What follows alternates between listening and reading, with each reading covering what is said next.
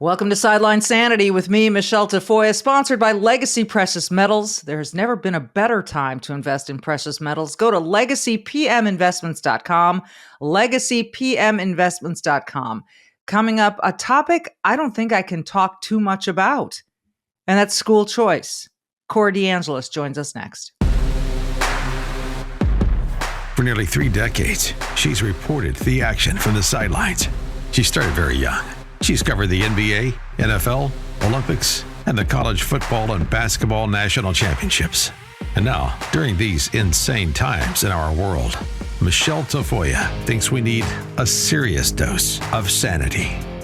This is Sideline Sanity with your host, one of the sanest people on planet Earth, Michele Tafoya. Well, welcome to Sideline Sanity. And if you haven't noticed, I'm a big school choice proponent. I've had on a few guests already in this short period of time that we've had the podcast going, Sideline Sanity. And I just think it's the sane thing to do. And in fact, I think it's a little bit insane to keep doing what we're doing and throwing money at public schools that don't work and pretend like the money into the system is supposed to funnel down to the kids and make it work. That hasn't been doing too well. So I'm really happy to have Corey DeAngelis on. He is a senior fellow at School Choice Now, an adjunct scholar at the Cato Institute. His resume goes on. And Corey, thanks for being here. I've got to ask you, what drew you into this sort of activism that you're doing?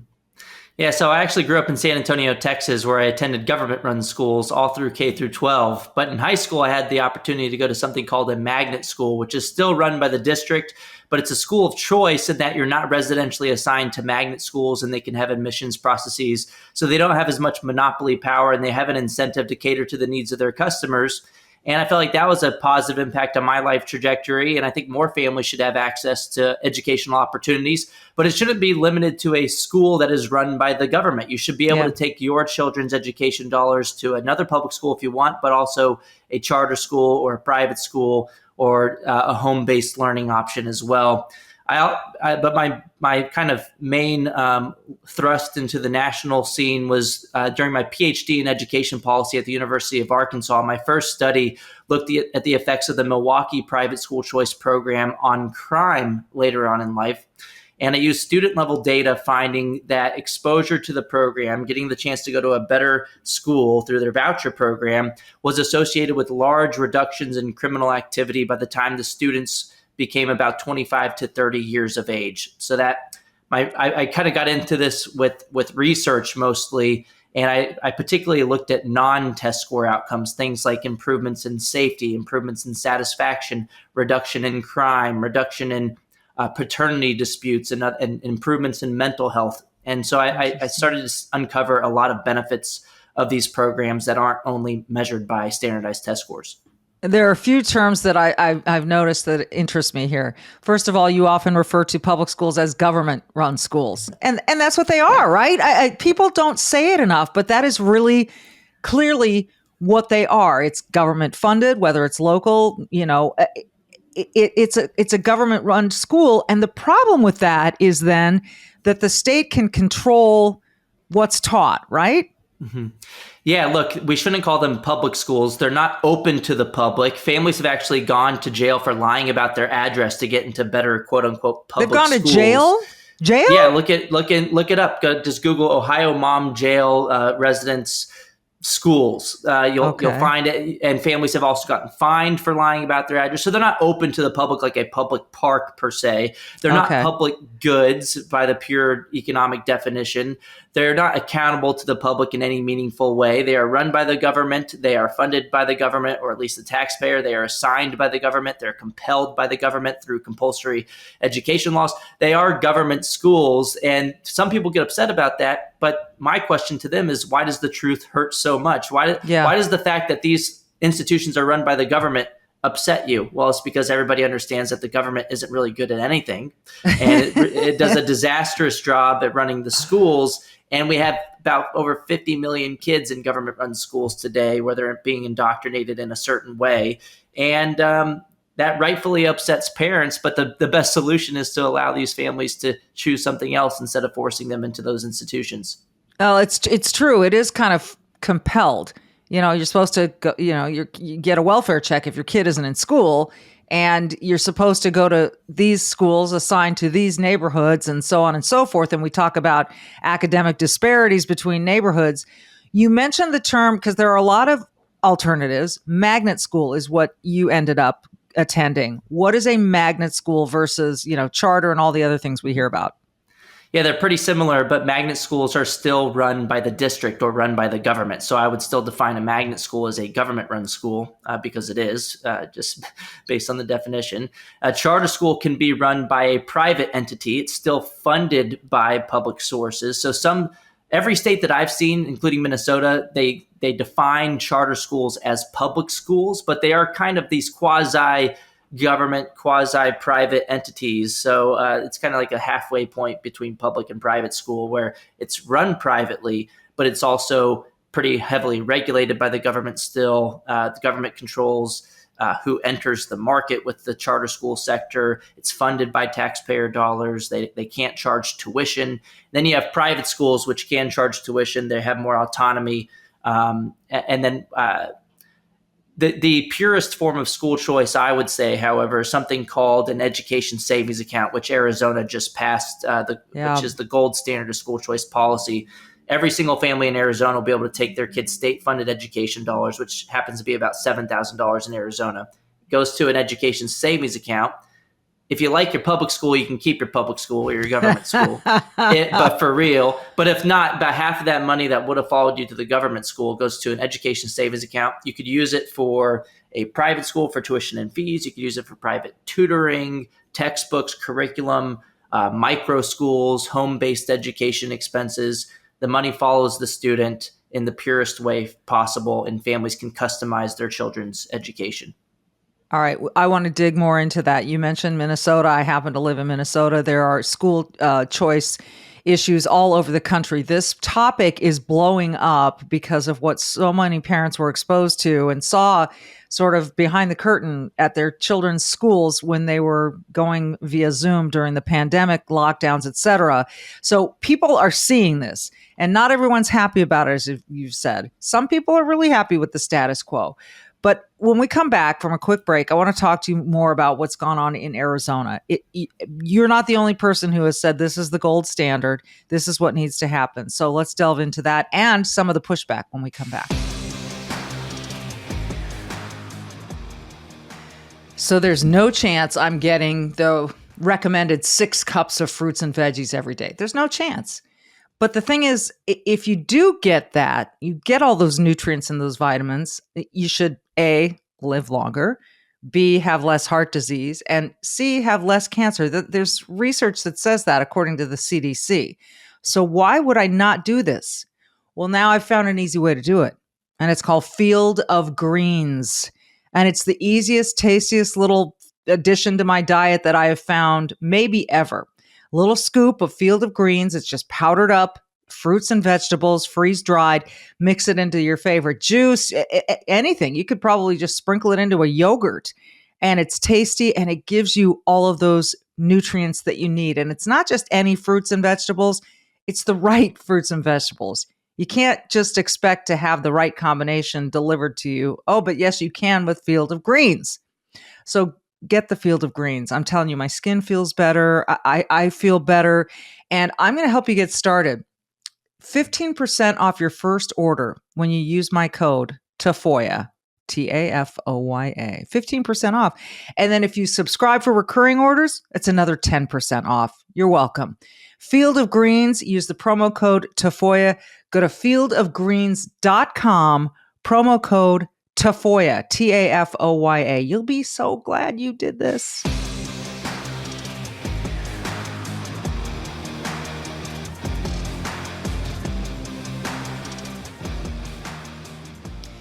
Corey DeAngelis, our guest. And Corey, we were talking about Arizona. And I have a friend down there who insists that this passage of this money following the kid, rather than just going into the institutions, was jammed through, that it was roundly criticized by the public multiple times, and that they finally had to just jam it through legislatively somehow.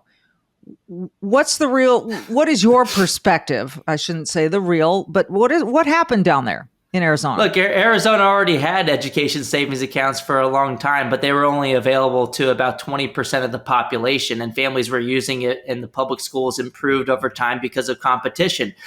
So the doomsday scenario that you hear from the other side hasn't played out already. We shouldn't expect it to happen going forward either. And of course, the way that laws pass are through the legislative process. So of course, the House and Senate passed a bill to expand educational freedom, and then the governor signed it. That's how legislation happens. That's so great news for Arizona. But look, this is the biggest school choice victory in U.S. history, because every single family will be able to take their kids' education dollars to the education provider of their choosing. So it's regardless of income, regardless of background. This is available to every single family, and parents want it so bad they're actually crashing the government Department of Education website. And it was only open for like 2 days before a big error message started to pop up on the Department of Education website, where it says, you might have to try again later because we're being overwhelmed with requests. Families want this. They want choices in their kids' education. And the latest Morning Consult polling that I found in Arizona found that 75% of school parents support the concept of education savings accounts, allowing the money to follow the child. So this is a popular idea. School choice has overwhelming support across party lines. And the evidence is revealed when parents that people want this, when parents flock to these options when they're available. What do you think are the biggest reasons that parents want school choice? Because, I could see it being very easy for people to just say, there's a neighborhood, elementary school 3 blocks away. My kids can walk when it's warm enough. And it's fine. They're going through, they're learning. But you're talking about 3/4 of families want this. What did they want so badly? And how will they use it? If they do keep their kid in public school, what happens to this money? Does it just go to that public school? Yeah, the government schools in Arizona spend about $14,000 per student per year. So if you like your public school, again, you can keep that. The full $14,000 of your ESA essentially goes towards the government-run school system. And look, just because you want a choice doesn't mean that you necessarily need to exercise that choice. But it does give families leverage and an incentive for the public school to listen to them when they show up at the school board meetings. If you have an exit option, well, maybe those school board members will actually listen to you instead of label you as domestic terrorists. Yeah. And so just because 75% of parents want the option doesn't mean that they're all going to exercise that option right away. And look, the best argument for this is that we should fund students, not institutions. We should fund students, not systems, just like we do with everything else. With higher education, we have Pell Grants. You can use your Pell Grant at a public or community college if you want, but you could also take the Pell Grant funding to a private, religious or non-religious university. The funding follows the decision of the student for higher education. For pre-K, we have the Head Start or other pre-K programs where you don't have to take that money to a residentially assigned government-run provider of pre-K. The families can pick their pre-K providers. The same thing with food stamps. Just imagine if we forced low-income families to take their food stamp dollars to a residentially assigned government-run provider of groceries. That would be absolutely ridiculous. It doesn't work that way with any other industry or just about any other taxpayer-funded initiative. It's ludicrous that with K-12 education, we haven't done it the way that Arizona is going to do it going forward. We should fund the people, not the buildings. And families are figuring that out, especially after the past couple of years where the school system shut itself down to hold children's education hostage for multiple multi-billion-dollar ransom payments from the government. And then families got to see what the heck was going on in the classroom. And so families who thought that their kids were in great public schools because of the ratings by the state or because of the standardized test scores started to see that there's something else going on, that the school wasn't aligned with their values. Families want education, not indoctrination. So they're pushing back. Families have woken up and they're never going back to sleep. It's interesting when you bring up the word indoctrination. Some people bristle at that word. They think that, what are you telling me, that my kids are being brainwashed in school? It's one of those words that's kind of, right? It kind of lights a fire. But it's hard to disagree with. Give me your description. How would you illustrate the indoctrination that's taking place in most government-run schools?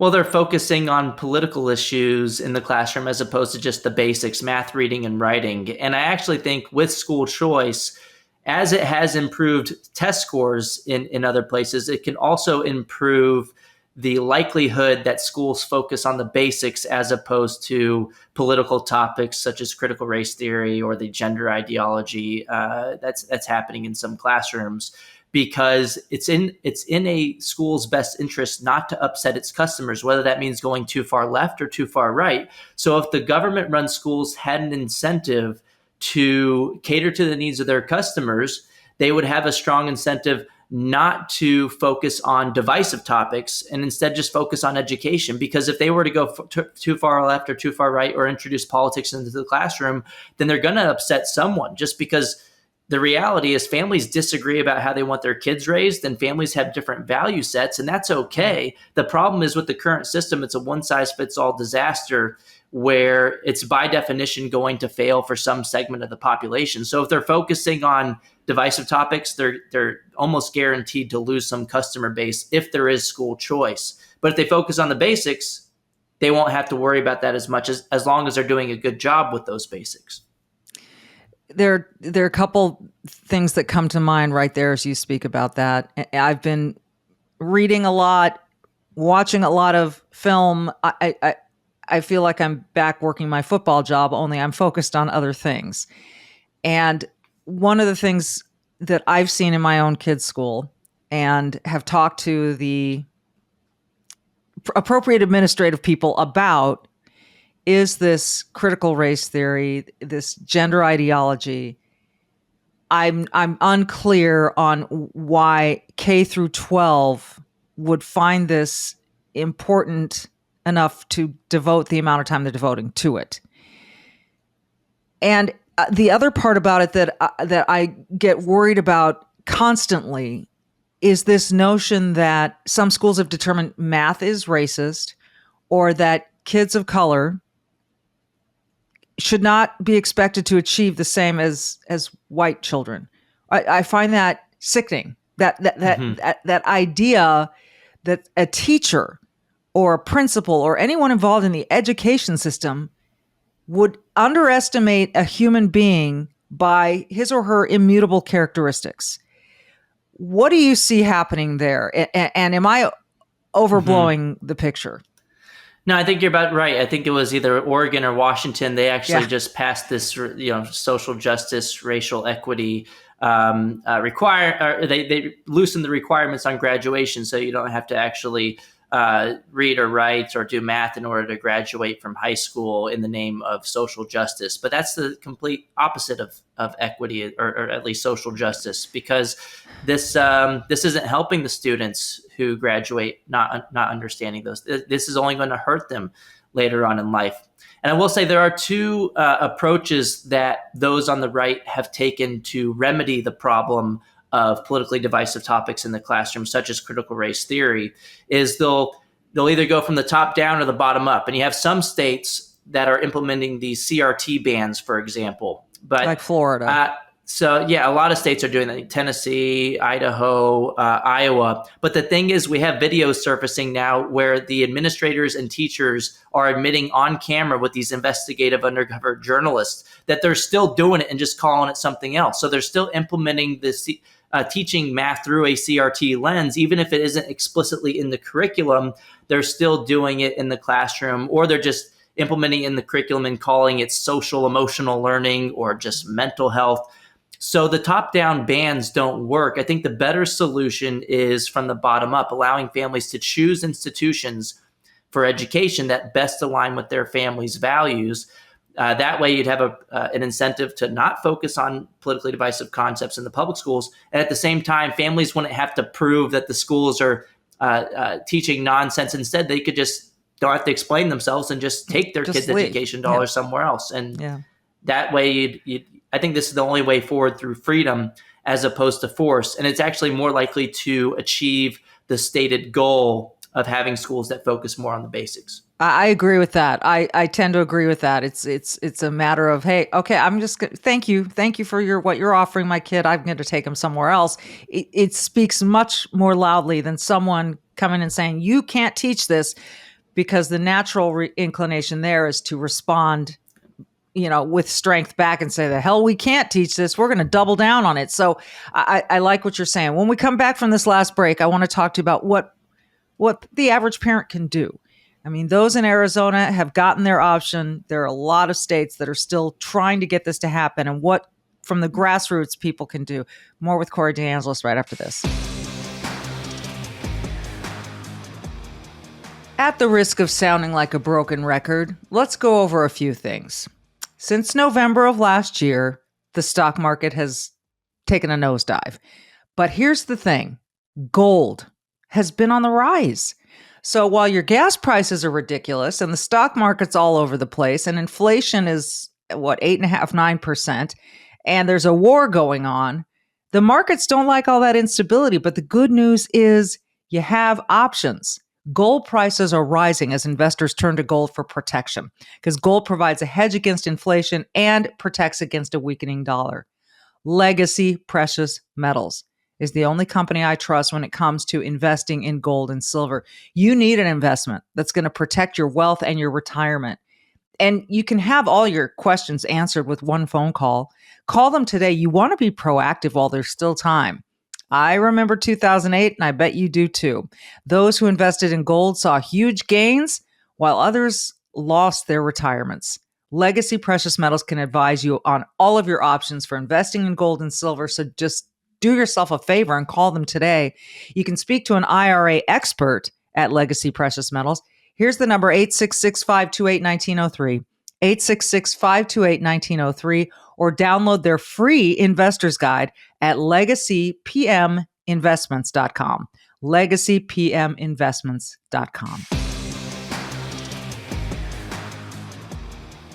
All right, Corey. So parents who are living in states that don't yet have these education savings accounts or this kind of new freedom that they have in Arizona, what should they be doing? What can they be doing? This time with your kid goes by so fast that you want to try to move the process along so it actually impacts their education while they're still under your roof.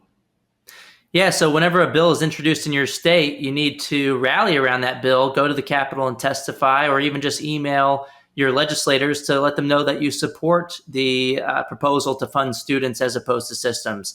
A lot of states have already been introducing these bills. Not all of them have passed them, obviously. But the more that there's bottom-up pressure coming from the grassroots, coming from families, either whether that's through social media, via emails, or showing up and testifying at the Capitol in support of these bills, those actions can go a long way. But if it doesn't, and the politicians still don't listen to you, you have to show up not just at the school board meetings, but take it a step further and go to the ballot box and fire any politician who wants to come out against parental rights in education. This should become, and it is emerging already, coming out against parental rights is emerging as a form of political suicide. Just look at how that worked out for Terry McAuliffe in Virginia, who said that I don't think parents should be telling schools what they should teach. What an idiotic statement to make. Glenn Youngkin leaned into parental rights and won on the issue of education in a state that went 10 points to Biden just the year before. And look what happened to the National School Board Association. They tried to label parents as domestic terrorists after colluding with the Biden administration. That didn't work out for them. 26 states left in the past 6 months because of that, them overplaying their hand, or at least letting the mask slip and showing parents that they hate them. So parents can band together and push back, but you have to do it that way. You have to get together and power, and there's power in numbers when it comes to politics. You can't just go out on your own. You got to find groups of people to push back together to really become a new special interest group in K-12 education to change the power dynamic and win and get politicians to listen to you. And I'm constantly tweeting about these groups, sending links out about these groups. So follow me at Michele Tafoya or at Sideline Sanity on Twitter, because I am sending these out. So people they're popping up all over the place, Corey. It's really kind of amazing. But the other issue is that there are people on the other side who are so quick. I tweeted out about one yesterday and I got pushback that was racially motivated, suggesting that this idea was somehow racist. And to me, again, it's anything but. It's just like every kid should have access to a great education, not just some. The Go ahead. government-run school system that's residentially assigned is the purest form of systemic racism, if there ever was one, in the United States today. Based on the left's own definition, there are disproportionate outcomes by race in the government school system, and we can even trace it historically. The segregated government-run schools are remnants of redlining from the 1930s in the United States. The lines that were drawn a long time ago closely mirror the lines of the school districts today. And so you have all these problems in the current system. What's truly racist is forcing low-income families to send their kids to failing government schools and trapping them by zip code. It's more equitable, or it provides more equality of opportunity to allow every single family, like you said, to take their kids' education dollars to the education provider of their choosing. The most advantaged in society already have school choice in one way or the other. Allowing the funding to follow the child allows for more families to have opportunities. That's an equalizer. And so everybody should be for this. It shouldn't be a partisan issue. The problem is the teachers unions disproportionately donate to the Democrats as opposed to the Republicans. The Randy Weingarten's union just this year in 2022 so far has donated 99.997% of campaign contributions to Democrats as opposed to Republicans. That's the American Federation I'm surprised of it's not just 100%. I'm really surprised it's not just 100%. I mean, it's a rounding, it's a measurement error or something. Maybe. Yeah, probably is. Couple quick questions for you to finish up. Could this country survive if we got rid of the Department of Education? Oh yeah, should have never been born in 1979. It is not the word education is not in the Constitution. Outcomes haven't gotten any better. Spending has gone up. Teachers aren't paid any better than they were. I mean, just think about since 1970, we've increased per pupil education expenditures by 152% in real terms after adjusting for inflation in the U.S. But teacher salaries have only gone up by about 8%. Yeah. So the money isn't making its way into the classroom because it's a huge government monopoly that has no incentive to spend that money wisely. So school choice would actually help teachers and parents at the same time, because competition in the market for goods and services is good for customers and families, but competition in the labor market is also good for teachers. And there's been 5 studies on the topic, all finding that school choice leads to higher teacher salaries in the public schools too. It's a win-win situation. There's no reason to be against this. Yes, competition breeds success. A rising tide lifts all boats, all of that stuff, all the cliches, you can throw them at this situation as well. And then you mentioned Randy Weingarten. I bristle because I'm sure she's a fine human being, but her ideas about what school should be, her ability to, I guess, sway people in a way that I just don't understand. I mean, I listen to her and I just scratch my head. And the way that the National Education Association influenced all the COVID lockdowns and so forth, and they keep saying, yes, we want kids back in school, but it's got to be safe, as though, and this masking of toddlers, it's just, I want to tear my hair out when I talk about these issues. Why does this National Education Association exist, and what keeps it alive? We need to get rid of the federal charter for the National Education Association. I have no idea why the NEA has a federal charter. I mean, it happened a long time ago. There was a bill introduced this year to get rid of it. There's no reason that there should be a federal charter for the NEA.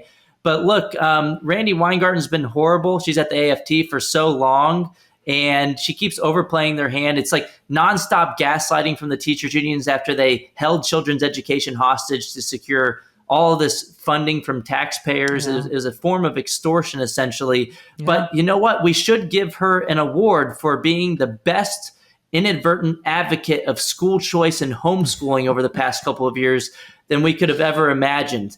We should thank Randy Weingarten for her service, for overplaying her hand and awakening a sleeping giant, which happens to be these parents who want more of a say in their kids' education. Parents have woken up and they felt powerless in 2020, but they're going to make sure that they fight to make sure they never feel powerless like that ever again. And we can all thank Randy Weingarten. And the best part about it is it's going to resolve these problems and issues that the teachers unions have pushed for over the past couple of years, is going to lead us to free families from their depraved clutches once and for all. Well, I couldn't really said it any better than that. Corey DeAngelis, you can find him on Twitter at DeAngelis Corey. Just put in the name Corey, Corey DeAngelis, and you'll find him. And it's great to talk with you. I hope we do it again. And I hope the next time that we talk, it's because another state has passed a law that allows parents to have the money follow the student. It's a no-brainer in my mind. But then again, some people think I'm nuts. Corey, thank you so much. Thank you. This has been Sideline Sanity. I'm Michele Tafoya, at Michele Tafoya on Twitter, or at Sideline Sanity. Be brave, do good, and work on school choice for your kids and your grandkids.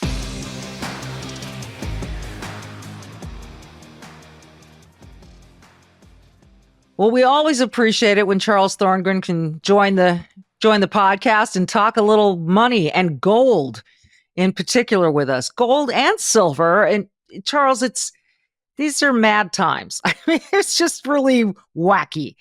And anyone who's watching the stock market is probably asking themselves, what do I do? I don't know, I don't know how to ride this roller coaster with everyone. And so obviously you recommend investing in precious metals. What's the first step that someone should take in learning about what precious metals can do for them? The first step, give us a call, right? We're going to show you what options there are available. That's what Legacy is about, is showing you options and educating everyone. The important thing to know is that we don't invest in gold and silver because it's pretty or because it's unique. Those things are true, but we do it because it has the history of being the true diversity for someone's portfolio. It's the insurance policy against everyone's retirement and their savings. So this is why we look at gold and silver specifically. It's the currency that was always meant to be, right? It's not a fiat currency. There's no inflationary effect on it. Gold and silver are going to be worth what they're worth. The thing that changes with everything is the amount of dollars it takes to buy that gold and silver, and the amount of dollars you get for owning that gold and silver. That's the big key. And this is what people don't understand about it typically, is that it is not the stock market and it is not the dollar. It's an investment that is counter to both of those. So it gives you true diversity and balance, is what everyone's looking for right now. They just don't know it. As inflation gets higher, this is where gold and silver come in. Someone is saying, okay, I want to do this, but I want to choose one or the other. When they call you and ask you these questions, when would you recommend gold and when would you recommend silver? That's a great question. And what a lot of people wind up doing is actually doing a little of both, because that's possible, right? But it's going to depend on your specific investment parameters. And that's one of the things we're going to do, that we're different from your typical stockbroker, because we're not going to say, this is what all my customers are doing, because that's not what's important. What's important is what matters to you and your portfolio. When is your retirement coming up? What are you looking to accomplish, right? What are your risks? What are your safety features that you need? So there's a lot that goes into it. And what we do here is talk with you, right? Our big thing is to educate you so that you understand why you're doing it, as well as in what form and fashion, because that's important. It is important. And I think, too, that people probably think, I'm a small investor. This is not for me. I can't afford to do this. I can't afford to do this at a level that will benefit me. To them, you would say what? I don't think you can afford not to. If you have money saved and you're not flush with cash, it's more important than ever for you to make sure that you put yourself in a protective situation, right? You have less to lose, so you should not lose it. It's really, it's not about how much money you have or don't have. It's about how much protection you need. And if you don't have a very large portfolio, then you probably need it more than the guy who does, because you can't afford that loss. And look at what the market's done over the course of the year. We are talking about a situation where the loss is extravagant and it's not done yet. This is why we look at precious metals to counter that. And lastly, Charles, for those who fear that a recession may already be here or is coming, what do you tell them about how in a recession this investment helps out? Great question. Couple answers there. We are in a recession, but the reality is it's not going to get bad for a few more months. Then it's really going to be bad. What we see happen next year is going to be devastating. Just think 2007, 2008, right? The troubles with 2008 happened in 2007. It just took time for it to hit the market in a real sense. And this is what we see. We have inflationary numbers that rival the 80s. That's something that's going to be dramatic. So when we look at this, we say, why do we want to do it? And that's exactly why. It helps because it's not the dollar and it's not the stock market, right? This is the safe haven investment. And if you look at long-term wisdom, that's what metals do. They give you a place to store your wealth without the effects of inflation, right? Inflation is good for your metals. The stock market correcting is good for your metals. A weak economy is better for your metals. So that's what it's meant to do. And that's why it has its place in the economy. We're talking about a worst case scenario right now, but even under the best of terms, the government tells you 2 to 3% inflation is a good thing. And at 2 or 3%, it doesn't sound bad, right? But over the course of your retirement and your lifetime investing, if you go 40 years, you've lost over 120% of value of your dollar by not having metals. So even in the best of times, there should be some in your portfolio. And during the worst, you really want to make sure you get a hold of somebody who can explain why and show you what options you have. Yeah, that's why we love to recommend Legacy Precious Metals on our show, Sideline Sanity. So the website is legacypminvestments.com, legacypminvestments.com. You can also go to the website and find the phone number to call, learn a whole lot more. It's just worth asking some questions, right? A quick phone call and getting more information about everyone's specific situation. Absolutely. We're a no pressure organization. Everyone who contacts us, they reach out to us. We share information. If it's right for you, great. If it's not, that's great too. Learning something never hurt anybody. No, that is true. And we're glad we had you on to learn something from you today, Charles Thorngren. Again, it's legacypminvestments.com. Please go check them out. Just ask some questions, learn a little something. Thank you so much, Charles. My pleasure. Thank you.